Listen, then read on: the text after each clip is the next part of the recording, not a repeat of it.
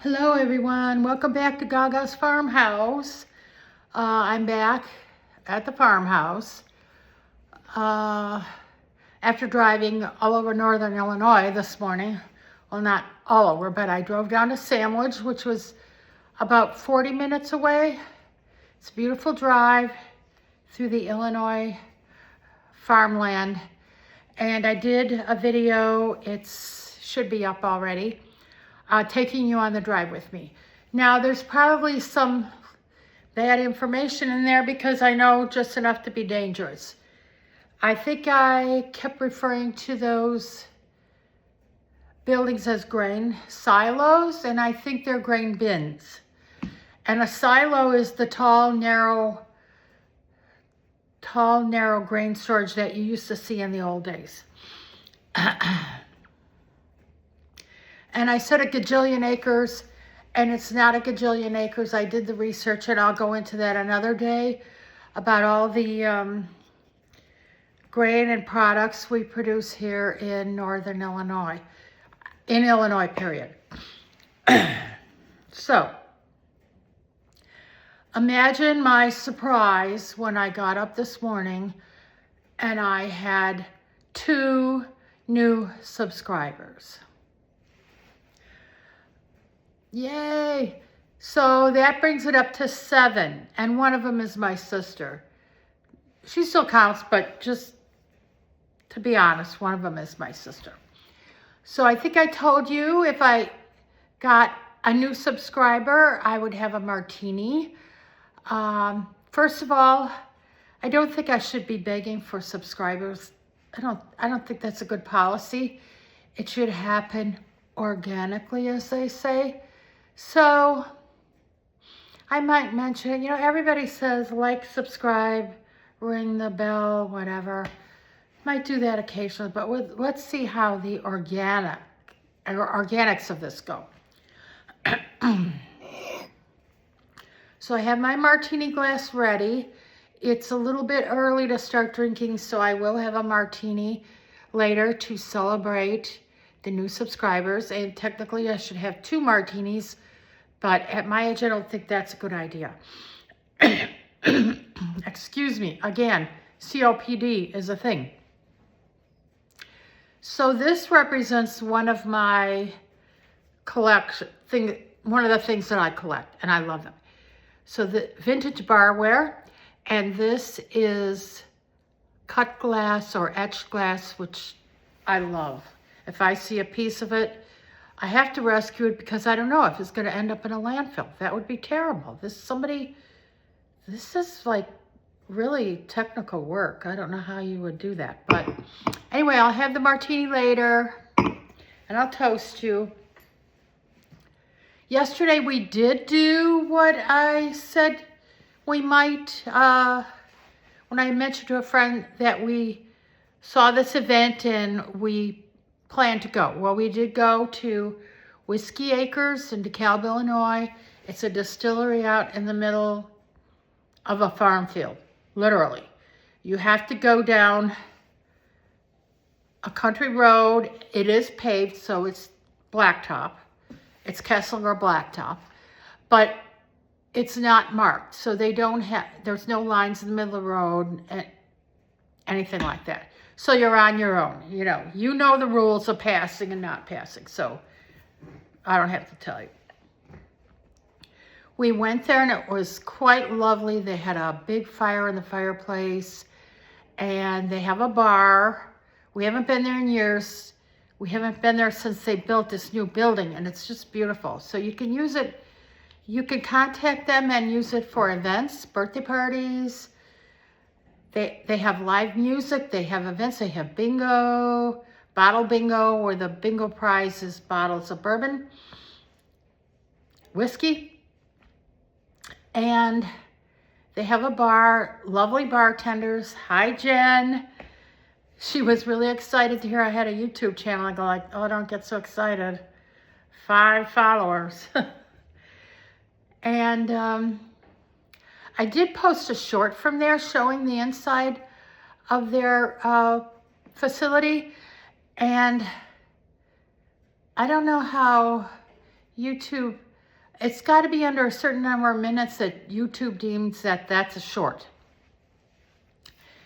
And I did tag Whiskey Acres in that video.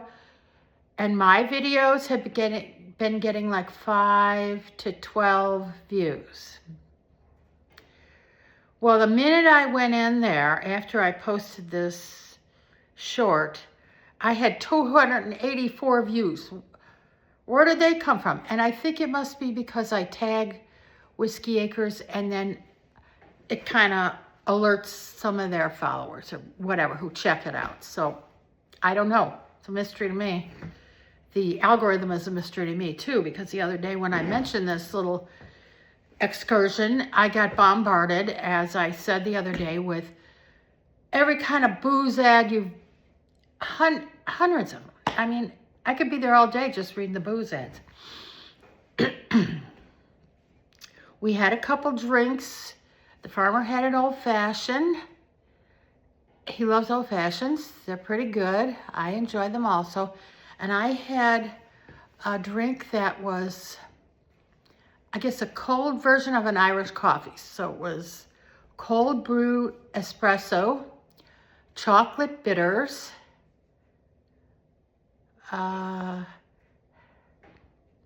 what was the bourbon? There was some bourbon in there, and then topped with whipped cream. And it was really delicious, wonderful. Hot or cold, I would enjoy that kind of thing.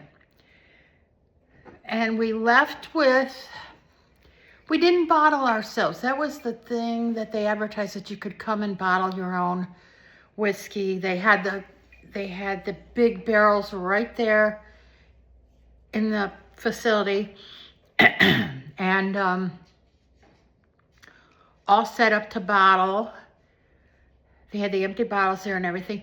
But these were special barrels of bourbon. One was a bourbon that matured in a cask that had originally held Jamaican rum.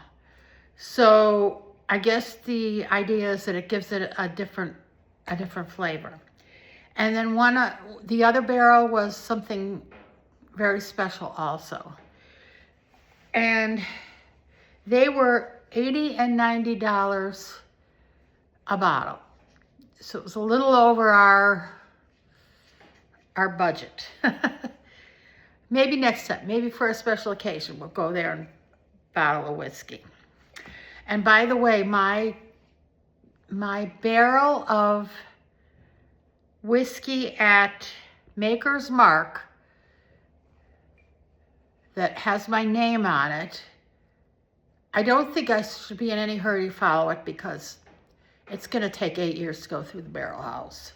So I got time. I'll wait maybe 6 months and see what's going on with the barrel, but right now it's static. The first thing we got at Whiskey Acres is a straight bourbon whiskey, and it says bottled in bond.